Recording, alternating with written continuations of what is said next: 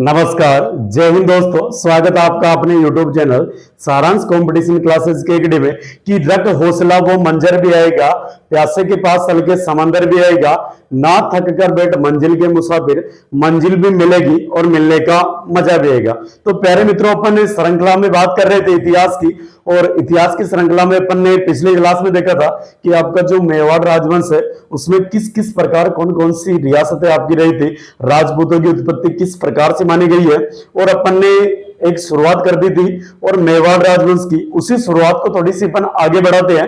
तो आपका जो राजवंश चलेगा कौन सा, मेवाड़ राजवंश।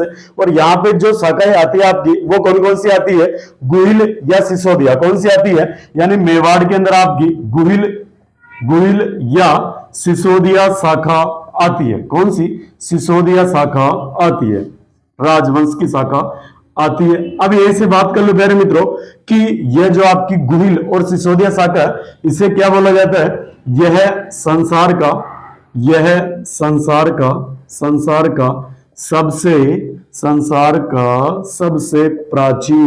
सबसे प्राचीन राजवंश माना जाता है। यानी बात करें इसके बारे में कि यह संसार का सबसे प्राचीन क्या माना जाता है, राजवंश माना जाता है। और बात करें इसके बारे में अपन, इसकी कुल देवी कौन सी देवी, यानी गुहिल राजवंश की जो आपकी कुल देवी है, उस कुल देवी का नाम है बाण माता। कौन सी माता, बाण माता। और इन बाण माता का दो जगह आपका मंदिर है, एक तो कहां पे, केलवाड़ा गांव में। कौन से गांव में, केलवाड़ा गांव के अंदर। और दूसरा जो है वो है चित्तौड़गढ़ में। किसमें, चित्तौड़गढ़ के अंदर। ठीक है भाई। अब ऐसे बात कर लो किस गुहिल राजवंश के या मेवाड़ राजवंश के कुल देवता, और वो है आपके कौन से, एकलिंगनाथ जी। कौन से है, एकलिंगनाथ जी। और बात करें एकलिंगनाथ जी के बारे में, इनका जो आपका प्यारे मित्रों मंदिर बना हुआ, इन एकलिंगनाथ जी का जो मंदिर बना हुआ वो बना हुआ है कैलाशपुरी में। कहां पे बना हुआ, कैलाशपुरी। और कैलाशपुरी कहां पे पड़ती है आपकी, उदयपुर में। कहां पे, उदयपुर में। और बात करें प्यारे मित्रों कि मंदिर का निर्माण किसने करवाया, तो निर्माण करवाया था बप्पा रावल ने। किसने करवाया, बप्पा रावल, जिन्हें आप क्या बोलते हो, काल भोज भी बोलते हो, है ना। तो इन्होंने किसका करवा दिया, आपके मेवाड़ के कुल देवता एकलिंगनाथ जी का क्या करवा दिया, मंदिर का निर्माण करवा दिया। उदयपुर वही है जिसे आप झीलों की नगरी बोलते हो, माउंटेन फाउंटेन का शहर बोलते हो, व्हाइट सिटी बोलते हो, और सैलानियों का स्वर्ग बोलते हो। अब यही से बात कर ले थोड़ी सी अपन कि मेवाड़ के क्षेत्र में, मेवाड़ का भौगोलिक क्षेत्र किसका, यानी आपके मेवाड़ का भौगोलिक क्षेत्र, यानी मेवाड़ के अंदर आपके कौन कौन से जिले आते हैं। तो सबसे पहले बात करें तो जिलों में आपका कौन सा, ऊंची सरा प्रदिशा। कौन सा, ऊंची सरा प्रदिशा, है ना। क्या ट्रिक ध्यान रखनी है, ऊंची सरा प्रदिशा। ओके। उ यानी उदयपुर, कौन सा पुर, उदयपुर। ची यानी चित्तौड़गढ़, कौन सा गढ़, चित्तौड़गढ़। और स यानी आपका सलुंबर, कौन सा, सलुंबर। और र यानी आपका राजसमंद, कौन सा हो जाएगा, राजसमंद। और पर यानी कौन सा हो जाएगा, प्रतापगढ़, कौन सा हो जाएगा, प्रतापगढ़। और बात करें भी यानी कौन सा हो जाएगा, भीलवाड़ा, कौन सा हो जाएगा, भीलवाड़ा। और सा यानी क्या हो जाएगा, शाहपुरा, जहां का आपका फड़ चित्रण कला प्रसिद्ध है, और जिसके आपके प्रसिद्ध कलाकार है श्रीलाल जोशी, जिनको 2006 के अंदर राजस्थान रत्न पुरस्कार दिया गया था।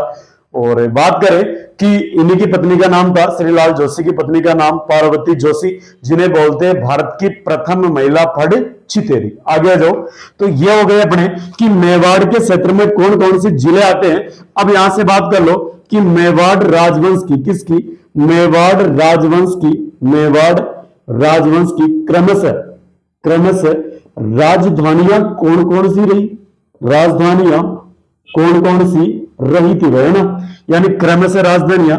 और बहुत बार डायरेक्टली पूछ लिया जाता है बड़े बड़े एग्जामों में भी कि आपके जो मेवाड़ राजवंश की राजधानियां है इनका क्रम किस प्रकार रहेगा। तो क्रम ध्यान रख लेना प्यारे मित्रों, नाची उ काकी उदयपुर। कौन सा, यानी क्रम को किस प्रकार ध्यान रखोगे कि नाची ठीक है भाई, कैसे ध्यान रखोगे? नाची उ को चाची चाची उदयपुर।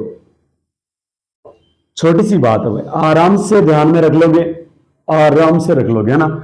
तो नाची उकू चाची उदयपुर, तो ना में आप वर्ण विच्छेद करोगे तो न प्लस आ क्या आएगा? नाम में क्या आएगा? न प्लस आ, है ना, न हलंत वाला और आ आएगा भाई आपका। तो बात करें, यानी सबसे पहला आपका कौन सा? नागदा, जो आपका कहां पे पड़ता है? उदयपुर में। आ यानी हो जाएगा आहड़, कौन सा हो जाएगा? आहड़। ची यानी हो जाएगा चित्तौड़गढ़, कौन सा गढ़? चित्तौड़गढ़। उ यानी हो जाएगा उदयपुर, उदयपुर। कु यानी हो जाएगा कुंभलगढ़, कुंभलगढ़। और बात करें कि च यानी हो जाएगा चावंड, चावंड। और ची यानी हो जाएगा चित्तौड़गढ़, कौन सा गढ़? चित्तौड़गढ़। और बात करें पहले जी उड़ो, उदयपुर यानी हो जाएगा उदयपुर। इस प्रकार क्रमशः आपकी राजधानियां, यानी सबसे पहले नागदा, आहड़, चित्तौड़, उदयपुर, कुंभलगढ़, चावंड, चित्तौड़, उदयपुर। ठीक है, ये क्रमशः आपकी मेवाड़ की राजधानियां रही थी। अब इसमें सबसे पहले बात करें कि नागदा को राजधानी किसने बनाया था? तो ये बनाया था काल भोज ने। किसने बनाया था? काल भोज, जिसे आप बप्पा रावल भी बोलते हो। अब यहीं से बात करें, ए बराबर ए बराबर ए, यानी आहड़ को बनाया था अल्लट ने। किसने बनाया था? आहड़ को बनाया था अल्लट ने। और बात करें चित्तौड़गढ़ की, तो इसको बनाया था आपके किसने? रावल जैत्र सिंह ने। किसने बनाया? चित्तौड़ को बनाया आपके रावल जैत्र सिंह ने। रावल जैत्र सिंह ने चित्तौड़ को राजधानी बनाया। अब इधर बात कर लो चावंड, चावंड को बनाया महाराणा प्रताप ने। किसने बनाया?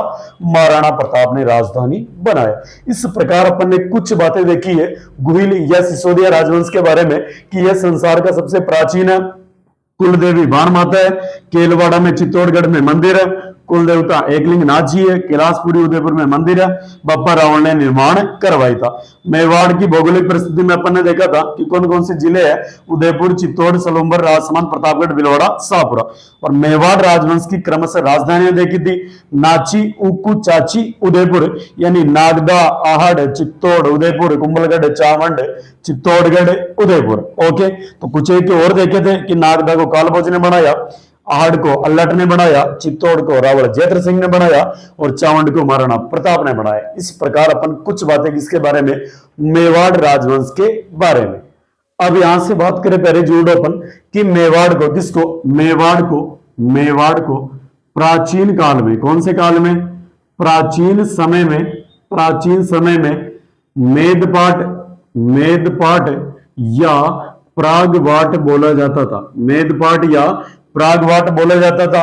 और मेदपाट इसलिए बोलते थे क्योंकि यहां पे ऐसा माना जाता है कि मेर या मेव जातियां रहा करती थी। कौन सी? यानी मेवाड़ के अंदर प्राचीन समय में मेव या आपकी मेर जाति रहा करती थी, इसलिए क्या बोला जाता है? मेदपाट। अब यही से बात करें कि प्रागवाट इसलिए बोला जाता है क्योंकि आपका जो मेवाड़ वाला क्षेत्र था ये आपका पथरीला पठारी क्षेत्र था, इसलिए क्या ही बोलते इसे? प्रागवाट बोला जाता था। अब बात करें कि जहां जहां पे आपका मेदपाट और प्रागवाट ये मेव लोग रहा करते थे, इनका जो रहने का स्थान वो जनपद कहलाया। और वो कौन सा जनपद कहलाया? आपका सीवी जनपद। कौन सा? सीवी जनपद कहलाया। और बात करें किस सीवी जनपद की जो आपकी राजधानी, इस सीवी जनपद की जो राजधानी मानी जाती है वो मानी जाती है मध्यमिका। क्या मानी जाती है? मध्यमिका, जिसे आप नगरी भी बोलते हो। क्या बोलते हो? नगरी। और यह वर्तमान में नगरी जो आपकी है ये वर्तमान में कहां पे पड़ती है? आपकी चित्तौड़गढ़ में। किसमें पड़ती है? यह नगरी वर्तमान में आपकी किसमें पड़ती है? चित्तौड़गढ़ में। अब यहां से कुछ बातें हो जाए किसके बारे में? मध्यमिका या नगरी के बारे में, यानी एक ही बात है। यानी सबसे पहले बात कर लो मध्यमिका के बारे में। किसकी खोज? मध्यमिका की खोज यह हुई 1904 में। 1904 में खोज, और खोज करता थे D.R. भंडारकर। और बात करें इस नगरी या मध्यमिका के बारे में प्यारे मित्रों, तो इसे बोला जाता है राजस्थान का प्रथम उत्खनित क्षेत्र। क्या बोलते हैं? राजस्थान का प्रथम उत्खनित क्षेत्र। और यहीं से बात कर ले प्यारे मित्रों अपन कि इसका जो उल्लेख मिलता है, किसका? इस मध्यमिका या नगरी का उल्लेख मिलता है। एक बार प्रश्न आया था आपके सेकंड ग्रेड में कि बताओ किस स्थान या किस सभ्यता का या किस आपके पुरातात्विक स्थल का उल्लेख आपके महाभारत में मिलता है। किसमें मिलता है? महाभारत में। तो अधिकतर लगभग 99% बच्चों ने उसका आंसर किया था बेराट। कौन सा? बेराट की सभ्यता, जो बिल्कुल गलत था भाई आपका, है ना। तो उस क्वेश्चन का जो आपका राइट आंसर हुआ था वो कौन सा हुआ था आपका? मध्यमिका या नगरी हुआ था। तो बात करें किस मध्यमिका या नगरी का जो उल्लेख मिलता है वो महाभारत में मिलता है। किसमें मिलता है? महाभारत में मिलता है और महाभाष्य में मिलता है। महाभाष्य में मिलता है। इसके अलावा बात करें अपन कि पाणिनि की, किसकी? इसी का उल्लेख और मिलता है पाणिनि की अष्टाध्यायी पुस्तक में मिलता है। किसमें मिलता है? पाणिनि की अष्टाध्यायी बुक में मिलता है। तो ये तीन जगह उल्लेख देख लिया, महाभारत, महाभाष्य और पाणिनि की कौन सी? अष्टाध्यायी बुक के अंदर। अब यहां से अपन थोड़ा सा कार्य करेंगे, इसको रिटर्न में लिख लेते, क्या बातें अपन ने देखी, है ना। यानी बात करें कि मेवाड़ को प्राचीन समय में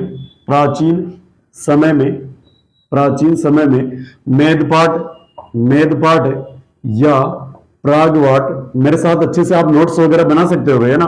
तो मेदपाट या प्रागवाट बोला जाता था जो सीवी जनपद के अंदर आता था, जो सीवी जनपद के अंतर्गत आता था। अब ये से बात करें अपन कि सीवी जनपद कौन सा? सीवी जनपद की राजधानी, सीवी जनपद की राजधानी मध्यमिका, कौन सी? मध्यमिका या इसे आप क्या बोलते हो? नगरी थी, जो वर्तमान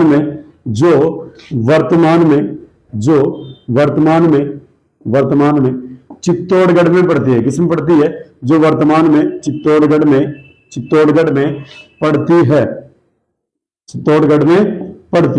ओके प्यारे मित्रों, अब ये से बात कर लो थोड़ी सी अपन कि किसके बारे में आपका मध्यमिका या नगरी, इसकी खोज 1904 ईस्वी में खोज करता ये आपके कौन से? डी.आर. भंडारकर। और बात कर लो इसके बारे में, किसका उल्लेख तीन जगह आपके, यानी एक तो कौन सा? महाभाष्य और आपकी किसकी? पाणिनि की अष्टाध्यायी में, किसकी? पाणिनि की अष्टाध्यायी पुस्तक के अंदर इसका उल्लेख मिलता। इस प्रकार अपन ने कंप्लीट क्या कर लिया, यानी मेवाड़ राजवंश के बारे में कुछ बातें। चलिए मेरे मित्रों, अब देखते हैं आगे, और आगे वाली श्रृंखला में मित्रों अपन बात करेंगे कि आपका जो मेवाड़ राजवंश है इसका ध्वज कैसा है। तो ये लो भाई, ध्वज देख लो, मेवाड़ राजवंश का ध्वज तो बहुत प्यारा वाला झंडा भाई, है ना। ये लो भाई, इसके बीच में आपका बना हुआ है सूर्य, और इसके दोनों तरफ दो व्यक्ति बने हुए हैं भाई। एक तो आपका राजा, ये कौन सा? आपका क्षत्रिय योद्धा, ठीक है। यानी एक तरफ आपका क्षत्रिय योद्धा और एक तरफ कौन है? एक तरफ आपका भील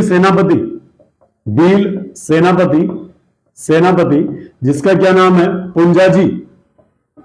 क्या नाम है? पुंजाजी।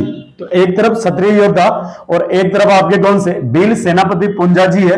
और बात करें किसमें? कि गढ़ का चित्र बना हुआ, गढ़ का, और ये गढ़ आपका कौन सा? चित्तौड़गढ़। कौन सा? बीच में चित्र बना हुआ चित्तौड़गढ़ का।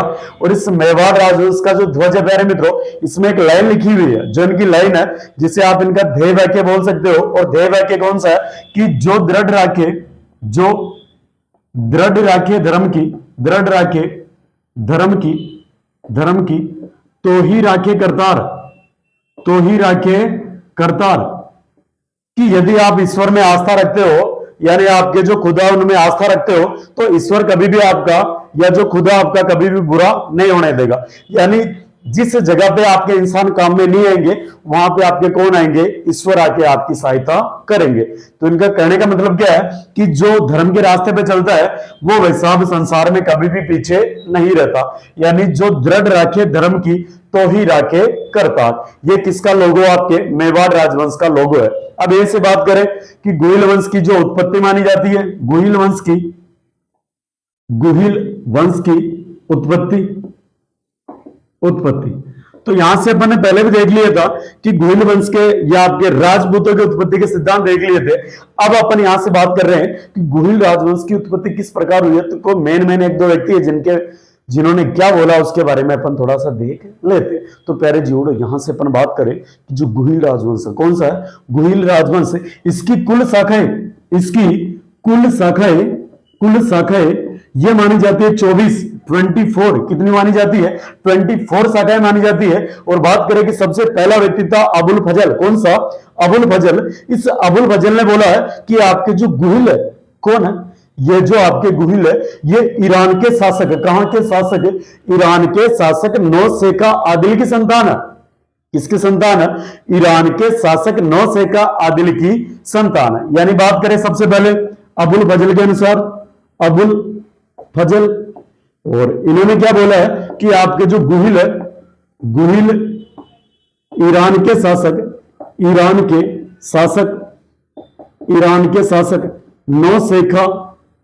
नौशेखा आदिल की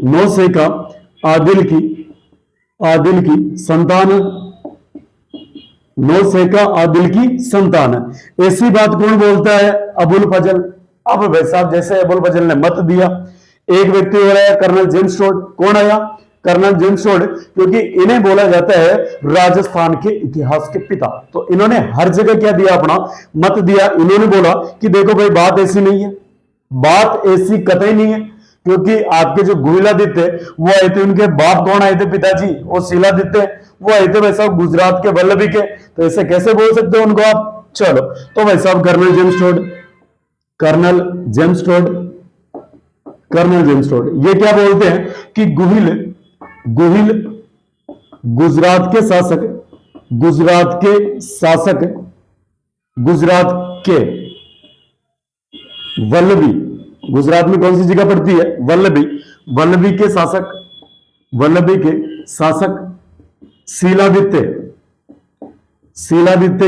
शीलादित्य की संतान। किसकी संतान है, शीलादित्य की संतान है। इस बात को आप कैसे भूल सकते हो। तो ये दो मत आपको ध्यान रखने हैं कि गुहिल वंश की उत्पत्ति यानी कुल शाखाएं 24 मानी जाती है। अबुल फजल ने क्या बोला है कि गुहिल ईरान के शासक नौशेखा आदिल की संतान है, और कर्नल जेम्स टोड ने क्या बोला है कि गुहिल गुजरात के जो वल्लभी जगह पड़ती है वहां का शासक हुआ शीलादित्य, उसकी संतान मानी गई है। किसकी मानी गई है, उसकी संतान मानी गई है। ओके मित्रों, अब थोड़ी सी अपन आगे चर्चा करते हैं। तो जैसे प्यारे मित्रों इन गुहिलों की उत्पत्ति के एक दो सिद्धांत बताए गए, उसके बाद में जो आपका पहला राजा आता है उसका नाम है राजा गुहिल। क्या नाम है, राजा गुहिल, जिसे आप क्या बोलते हो, गुहिलादित्य। ध्यान से देखना प्यारे मित्रों, ये आपका कौन सा स्थान है, राजस्थान। कौन सा स्थान, राजस्थान। माना गया आपका राजस्थान है। इस राजस्थान के इधर नीचे जो राज्य आता है उसका नाम कौन सी, रात गुजरात। इस गुजरात में एक जगह पड़ती है वल्लभी, और यहां का जो शासक है आपका वो कौन सा है, शीलादित्य। शीलादित्य, ठीक है प्यारे जीवड़ा। अब बात करें इस शीलादित्य का जो विवाह हुआ था, वो आपके राजस्थान में हुआ था। और राजस्थान में जगह पड़ती है कौन सी आपकी, आबू पड़ता है आपका सिरोही जिले में। किस जिले में, सिरोही जिले में। और बात करें कि यहां पे एक राजवंश था, परमार राजवंश, और इस परमार राजवंश की एक आपकी राजकुमारी थी, राजकुमारी जिसका नाम था पुष्पावती। क्या नाम था, पुष्पावती। इस पुष्पावती का विवाह किसके साथ हुआ था, शीलादित्य के। अब एक बार क्या होता है कि जैसे विवाह होता होने के बाद में समय निकलने के साथ में पुष्पावती क्या हो जाती है, गर्भवती। क्या हो जाती है, गर्भवती, तो एक बार वैसा भी इसको पीहर की याद आ जाती है, तो ये निकल जाती है अपने पीहर में। कहां पे निकल जाती है? पीहर में, माउंट आबू में। और ये भगवान शंकर में डोक लगाने आती है भाई, क्या लगाने? डोक लगाने आती है। अब जैसे ये इधर आती है आपके आबू क्षेत्र में, और पीछे से भाई साहब शिलादित्य पे हो जाते हैं विदेशी आक्रमण। कौन से आक्रमण? विदेशी आक्रमण। और इन विदेशी आक्रमणों में वीर गति को कौन प्राप्त हो जाते हैं? आपके शिलादित्य। और जब धीरे धीरे इंफॉर्मेशन जाती है किसके पास में? पुष्पावती के पास में। तो पुष्पावती बोलते हैं कि मेरे को क्या होना? सती होना। क्या होना? सती होना। तो उस जमाने के अनुसार, मान्यता के अनुसार, वहां के जितने भी उनके बंधुजन थे उन्होंने बोला कि तो सती नहीं हो सकती। क्या नहीं हो सकती? सती नहीं हो सकती। भले तुम्हारे हस्बैंड मरे हैं, लेकिन सती नहीं हो सकती। उसका एक कारण है नहीं होने का, क्योंकि तेरी जो कोख में बच्चा पल रहा है, तेरी जो कोख में बच्चा पल रहा है, अगर तू सती होती है तो तेरे साथ साथ में वो बच्चा भी क्या हो जाएगा? सता हो जाएगा भाई। क्या हो जाएगा? यानी खत्म हो जाएगा। तो हम तेरे को सती नहीं होने देंगे। भले बच्चे का जन्म होता है, उसके बाद में क्या हो सकती है? सती हो सकती है। तो वैसे अब धीरे धीरे जैसे समय निकलने के बाद में इस पुष्पावती के एक पुत्र हुआ। इस पुत्र का नाम था आपके कौन सा? गुहादित्य। कौन सा था? गुहादित्य। अब बात करें कि जैसे ही पुत्र का जन्म हुआ तो बड़ा संकट था पुत्र को, क्योंकि आपको पता है कि यही पुत्र बड़ा होके आपके वल्लभी का शासक बनेगा, तो इनकी रक्षा करना बेहद जरूरी काम था। तो इस पुष्पावती ने सोचा कि अब पुत्र का जन्म हो चुका है तो मेरे को क्या कर लेनी चाहिए? सती हो जानी चाहिए। तो उसके बाद में पुष्पावती क्या हो जाती है? सती। और बात करें इस गुहिल का बचपन, यानी इसका जो बचपन में पालन पोषण किया था, पालन पोषण किया था, वो एक ब्राह्मणी ने किया था। उस ब्राह्मणी का नाम था कमलावती ब्राह्मणी। कौन सी? कमलावती ब्राह्मणी। और ये आपकी जहां की रहने वाली थी, उस नगर का नाम था वीरनगर। कौन सा नगर? वीरनगर की कमलावती ब्राह्मणी के पास इसको रखा गया बचपन में, और इसे बोला गया कि अब तेरी जिम्मेदारी है कि तू किसका ध्यान रखेगी? किसका ध्यान रखेगी? गुहिल का। अब इसने क्या किया? इस कमलावती ने इस गुहिल को बचपन में ही, बचपन के अंदर यानी जंगल में ले गई, और जंगल में ले जाके जिस जगह पे रखा उस जगह का नाम है गुफा। यानी आपको पूछ ले कि मेवाड़ के किस शासक का बचपन गुफा के अंदर बीता था? कहावतें ऐसी है ना, अलग अलग मत मिलते हैं। तो गुफा में बीता वो शासक कौन सा? आपका गुहादित्य। इन गुहादित्य का जो बचपन गुफा में बीता, इसलिए इनका नाम क्या हो गया? गुहादित्य। क्या हो गया भाई? गुहादित्य इनका नाम हो गया। चलो अब थोड़ी सी अपन रिटर्न में बात कर लेते हैं कि आपके गुहिल राजवंश और इसके जो आपके संस्थापक राजा गुहिल, यानी राजा गुहिल को क्या माना जाता है? गुहिल राजवंश के, गुहिल राजवंश के संस्थापक या जनक, संस्थापक या जनक, इन्होंने स्थापना की थी 566 ईस्वी में। कब की थी?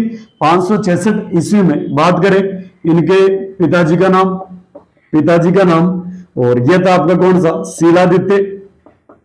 शिलादित्य। और ये आपके राजा थे वल्लभी। वल्लभी गुजरात के शासक, गुजरात के शासक, शासक। अब ऐसे बात कर लो इनकी माता का नाम, माता, और माता का नाम था पुष्पावती। क्या नाम था? पुष्पावती। ये आपके आबू, जो कहां पे पड़ता है? सिरोही।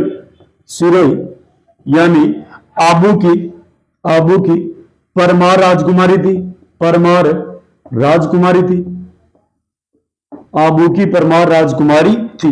अब ऐसे बात कर ले इसके बारे में कि माता ये हो गई, इनका लालन पालन, लालन पालन वो किया था वीरनगर की, किस नगर की? वीरनगर की कमलावती ब्राह्मणी के पास। कमलावती ब्राह्मणी द्वारा, ब्राह्मणी द्वारा इनको, इनको बचपन में, इनको बचपन में, बचपन में गुफा में रखा गया, गुफा में रखा गया, रखा गया। इसलिए इनको, इसलिए, इसलिए इनको, इसलिए इनको गुहादित्य बोला जाता है। इसलिए इनको गुहादित्य बोला जाता है, गुहादित्य बोला जाता है, जाता है। इस प्रकार अपन ने बात की कि आपका कौन सा? राजा गुहिल। कौन सा हुआ? राजा गुहिल, जो आपके मेवाड़ के अंदर गुहिल राजवंश का संस्थापक माना जाता है। तो प्यारे मित्रों, इसी श्रृंखला में अपना जो एक राजा आएगा, महत्वपूर्ण राजा, जो काफी शौर्यवीर राजा आपका, उसका नाम है कौन सा? कालभोज। कौन सा आएगा? कालभोज। अगला राजा आपका कालभोज। कालभोज, या इसे आप बहुत बार क्या बोल देते हो? बप्पा रावण। बप्पा रावण। बप्पा रावण, जिसका जो शासनकाल माना जाता है 734 से आपका 753 ईस्वी। 734 से 753 ईस्वी। और रियल में बात करें कि बप्पा रावण, बप्पा का मतलब होता है बाप, यानी इनको पूरे जो मेवाड़ क्षेत्र है उसके बाप के बराबर माना जाता है भाई, इसलिए इनको क्या बोलते हैं? बप्पा रावण बोला जाता। यानी कुछ महत्वपूर्ण बातें और इनके बारे में जिनको अपन को जानना जरूरी है। और अपना जो मेन टारगेट रहेगा मित्रों, वो एग्जाम बेस्ड रहेगा। मैं तुमको न तो कोई एक्स्ट्रा कहानी सुनूंगा जिससे आपका समय वेस्ट हो, और कुल मिला के अपन बात इस प्रकार की करेंगे जहां से आपके डायरेक्ट एग्जाम के अंदर क्वेश्चन देखने को मिलेंगे। अब तो यहां से सबसे पहले बात करें कि बप्पा रावल के जो पिताजी थे, इनका नाम था महेंद्र द्वितीय। क्या नाम था? इनके जो पिताजी थे, इनका नाम था महेंद्र द्वितीय। और बात करें इनके बारे में कि इन बप्पा रावल को क्या माना जाता है? मेवाड़ का प्रथम ताकतवर शासक। इन्हें बोलते हैं मेवाड़ का प्रथम ताकतवर शासक। मेवाड़ का प्रथम ताकतवर शासक। अब यही से बात कर लो इनके बारे में कि बप्पा रावल के जो गुरुजी का नाम था वो था हारित ऋषि। गुरुजी कौन थे इनके? तो गुरुजी का नाम था हारित ऋषि। और ऐसा बताते हैं कि बचपन के अंदर बप्पा रावल या कालभोज ये आपके हारित ऋषि की गाय चराया करते थे। क्या चराया करते थे? गाय चराया करते थे। अब यहां से बात करें कि इनके बारे में कुछ महत्वपूर्ण बातें और आती है कि ये लो भाई आपके कौन से? कालभोज। इनके बारे में कुछ महत्वपूर्ण बातें इनके बारे में बोला जाता है कि ये इतने तगड़े मोटे आदमी, भारी आदमी थे कि भाई साहब 35 हाथ की धोती पहनते थे। कितने हाथ की? ये 35 हाथ की धोती पहनते थे, है ना। अब देख लो भाई, है ना, 35 हाथ कितने होते हैं? 3 मीटर के, 4 मीटर की पूरी ड्रेस हो जाती है भाई अपने, है ना। इतने बड़े बड़े भाई साहब भारी आदमी की भाई साहब 35 हाथ की तो क्या पहनता था? ढोकरा आपकी धोती पहनता था। और बात कर लो इनके बारे में कि भाई साहब आपके 16 हाथ का दुपट्टा। कितने हाथ का? ये आपके 16 हाथ का दुपट्टा रखता था, दुपट्टा। और आजकल तो लड़कियां चुनरियां रखती है, और उस जमाने के अंदर भाई साहब कितने 16 हाथ के दुपट्टे रखता था। ये आपका कौन सा? बड़ा डील का डाकी आदमी, रंगड़ आदमी था भाई आपका कौन सा? कालभोज। और शायद आप देख लेते इस जमाने में, अगर आप कालभोज को देख लेते ना, तो भाई साहब आपको लगता है कि आदमी है या भाई साहब बहुत बड़ा आदमी है। ऐसी वाली सिचुएशन थी इसकी। यानी बात करें कि 16 हाथ का दुपट्टा। और इनके बारे में बात कर ले कि भाई साहब 4 बकरे, किसमें? ये 4 बकरे नाश्ते में खाता था। एक टाइम में 4 बकरे नाश्ते में। भाई साहब यहां से लोगों से 4 कचौरी नहीं खाने में है, और ये इधर भाई साहब बंदा क्या कर रहा है? 4 बकरे नाश्ते के अंदर खा रहे हुए, है ना। अपने से तो अभी 4 कचौरी फिनिश नहीं हो, और ये भाई साहब 4 बकरे फिनिश कर रहा है। यानी है भाई बंदे में वास्तव में ऐसी पर्सनैलिटी। यानी जब महाराणा प्रताप के बारे में सुनते हैं तो ऐसी मेवाड़ में आपको पूरे राजस्थान में पर्सनैलिटी है, व्यक्तित्व मिलेंगे जिनको देख के, जिनके बारे में सुन के अपनी रगों में भाई साहब ज्वार उठ जाता है। ऐसे महान व्यक्तित्व कहां पे हुए? आपके राजस्थान के अंदर। यानी 4 बकरे किसमें? नाश्ते के अंदर। और बात करें कि ये एक बार में, कितने बार में? ये एक बार में 2 भैंसों की, कितने भैंसों की? एक बार में 2 भैंसों की बलि दे देता था। 2 भैंसों की बलि दे देता था। और आजकल के टावरों से भाई साहब सब्जी काटने में उनको ये जोर आता है ना, सब्जी काटते। आप प्याज काटने बिठा दो उनको, तो प्याज काटने में उनके आंखों में आंसू आ जाएंगे। और इधर भाई साहब एक झटके से आपकी 2 भैंसों की क्या उड़ा देते थे? गर्दनें उड़ा देते थे। ऐसे महान व्यक्तित्व कौन? आपके कालभोज जी। कौन है? कालभोज जी। अब इनके बारे में और बात कर लो आप कि हुआ यूं था कि मेवाड़ के अंदर, किसके अंदर? ऐसा माना जाता है कि कुछ बात तो मैंने बताई थी कि ये बचपन में हारित ऋषि की, कौन से ऋषि की? हारित ऋषि की गाय चराया करते थे। गाय चराया करते थे, ठीक है। और ये बचपन में उन्हीं के आश्रम में रहा करते थे। तो एक बार क्या होता कि मेवाड़ में जुनैद का आक्रमण होता है। किसका? कि मेवाड़ में मेवाड़ में जब जब जुनैद का आक्रमण हुआ, जुनैद का आक्रमण हुआ, जुनैद का आक्रमण हुआ हुआ तब कालभोज ने, किसने, कालभोज ने, कालभोज ने क्या की थी, कालभोज ने मेवाड़ की रक्षा की, मेवाड़ की रक्षा की। अब उस समय मामला क्या हुआ था कि इन्होंने संपूर्ण मेवाड़ की रक्षा की थी आपके जुनैद के आक्रमण से। तो इनके जो गुरुजी थे, तो इनके गुरुजी इनसे प्रसन्न होके, और गुरुजी कौन से, हारित ऋषि, हारित ऋषि ने, हारित ऋषि ने इनसे प्रसन्न होकर, प्रसन्न होकर, प्रसन्न होकर बप्पा की उपाधि दी, किसकी, बप्पा रावण की, बप्पा रावण की क्या दी, उपाधि दी, बप्पा रावण की उपाधि दी। और ऐसा माना जाता है कि बप्पा का मतलब होता है बाप, ये पूरे मेवाड़ के बाप माने जाते हैं कि उस जमाने के अंदर कोई रक्षा करने वाला नहीं था, तब आपके रक्षा किसने की थी, आपके कालभोज ने की थी। तो इनके गुरुजी हारित ऋषि ने इनको क्या बोल दिया, बप्पा रावण उपाधि दे दी। ठीक है भाई, अब यहां से बात करें कि जब इनके गुरुजी की मृत्यु हो रही थी, तो मृत्यु के बाद में उनकी जो पवित्र आत्मा वो स्वर्ग में जा रही थी, तो वैसा अब जाते जाते इधर से वैसा कौन दिख गए सामने, बप्पा रावण। तो बप्पा रावण ने वापस हेला पाड़ा, हेला पाड़ते वो रुके, रुकने के बाद में इनको आशीर्वाद देके गए कि तू जहां पे रहेगा, जहां जहां पे तू, इनको एक वैसा स्मृति दी थी कि जहां जहां पे तू इस आपके जो इनको रत्न देके गए थे, वहां ना अनमोल वाला रत्न, कि जहां पे तू जाके इस रत्न को रख देगा, या जहां जहां पे इस रत्न की तू टच करवा देगा, स्पर्श करवा देगा, वो वाला राज्य किसका हो जाएगा, तेरा हो जाएगा। तो गुरुजी ने जब देके गए, तो जिस क्षेत्र में गुरुजी रहा करते थे, उसी क्षेत्र के ये क्या बन गए थे, शासक बन गए थे, ऐसा इनके बारे में कहा जाता। अब यहीं से बात कर ले थोड़ी सी और इनके बारे में, कि आपके जो बप्पा रावण थे, कौन से, बप्पा रावण, इन्होंने सर्वप्रथम क्या किया, बप्पा रावण ने, बप्पा रावण में, रावण में सर्वप्रथम, सर्वप्रथम मेवाड़ में, मेवाड़ में सोने के सिक्के चलाए, सोने के सिक्के चलाए, सिक्के चलाए। जबकि राणा लाखा के समय मेवाड़ में चांदी की खान निकली थी, किसकी खान, चांदी की खान, जावर माइंस जो आपके सलूम्बर जिले में पड़ती है, वो राणा लाखा के समय आपकी निकली थी। अब यहीं से बात कर ले अपन कि इन्होंने जो अपनी राजधानी बनाई था, वो किसको बनाया था, राजधानी बनाया था नागदा को, किसको बनाया था, राजधानी बनाया था नागदा को। ओके, अब यहीं से क्या बात आती है कि 734 ईस्वी की घटना है, बहुत जगह आपको बहुत सारी किताबों में 731 में मिलेगा और बहुत सारी जगह आपको 734 भी मिलेगा। तो अपन को लेके चलना है कि 734 ईस्वी के अंदर, 734 ईस्वी में आपके किसने, बप्पा रावल, बप्पा रावल या कालभोज ने, बप्पा रावल या कालभोज ने मान मौर्य को हराकर, किसको हराकर, मान मौर्य को हराकर, हराकर चित्तौड़ पर आक्रमण किया, किस पे, यानी चित्तौड़गढ़ पर, चित्तौड़गढ़ पर अधिकार किया, चित्तौड़गढ़ पर अधिकार किया।